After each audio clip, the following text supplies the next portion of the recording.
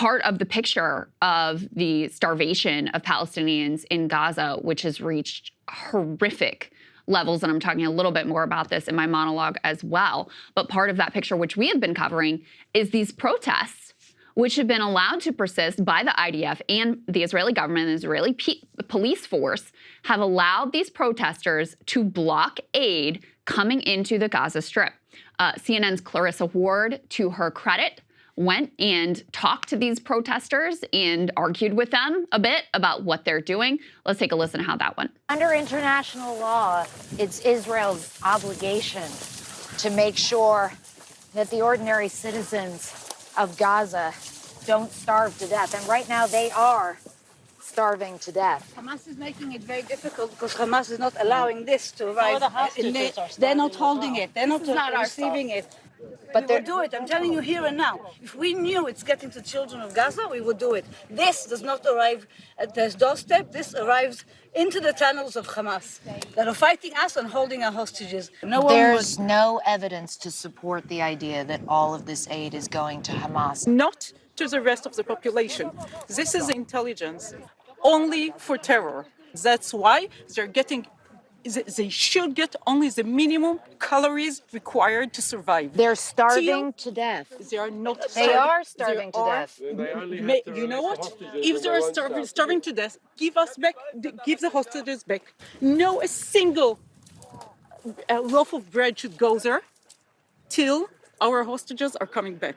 To many people in the world, listening to what you're saying and what you're protesting for, it sounds like A, a contravention of international law, and B, incredibly callous. You know, even if there is a humanitarian crisis there, and there is not, even if there is, it's my right and my duty to prioritize the life of Kfir Bibas, a 1-year-old baby that is there, over any Gazan baby. Just wild, the justifications here. I mean, first, the denial of reality, right? Well, they're not starving. They literally are. I mean, we've had now dozens of, especially infants, starving to death. And this is happening now on a daily basis. Infants particularly at risk because mothers are so weak. They're unable to breastfeed.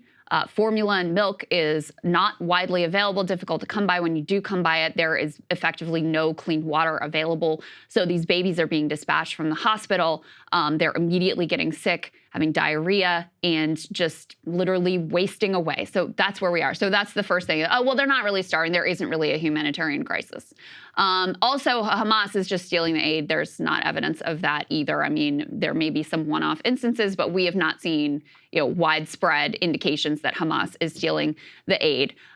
Anyway, basically the bottom line is, even if there is a humanitarian crisis, I don't really care because it's my duty to prioritize me and mine first. And again, Saagar, let's be honest, this is the view not only of the Israeli government, which we've seen implemented in terms of policy. Their official government policy is to basically collective punishment, hold the entire population of Gaza hostage for their own ends.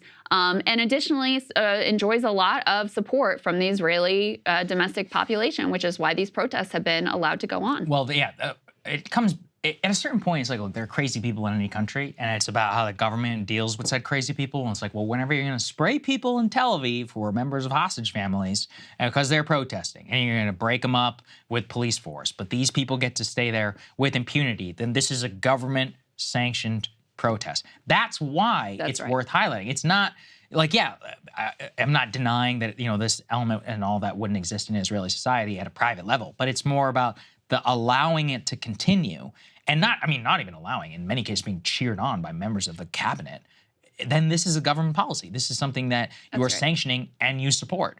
That's what connects back to the debates are in the U.S.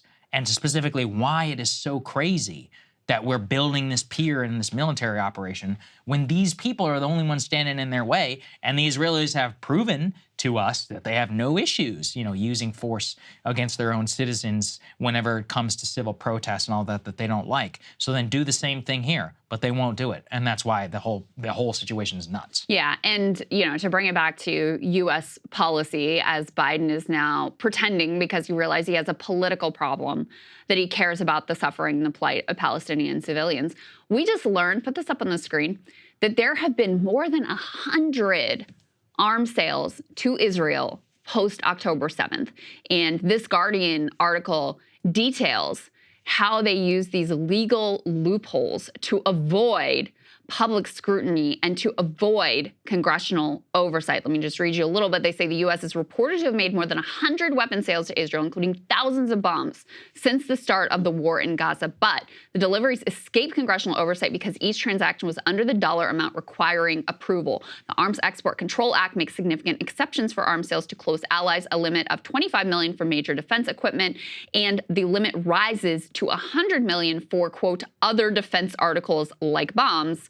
They have a number of quotes here from people who are concerned about this policy. One person who's the director of the Security Assistance Monitor at the Center for International Policy think tank said, this doesn't just seem like an attempt to avoid technical compliance with U.S. arms export law. It's an extremely troubling way to avoid transparency and accountability on a high-profile issue. So how are you going to claim, and even MSNBC is calling this out at this point, how are you going to claim that you care about Palestinian civilians when you are skirting congressional authority to ship as many weapons as possible, as quickly as possible, to, destroy all of Palestinian civilian institutions, to, kill tens of thousands of Palestinian civilians, something that even the Biden administration admits at this point, which really raises a question for me of what the actual death toll really must be.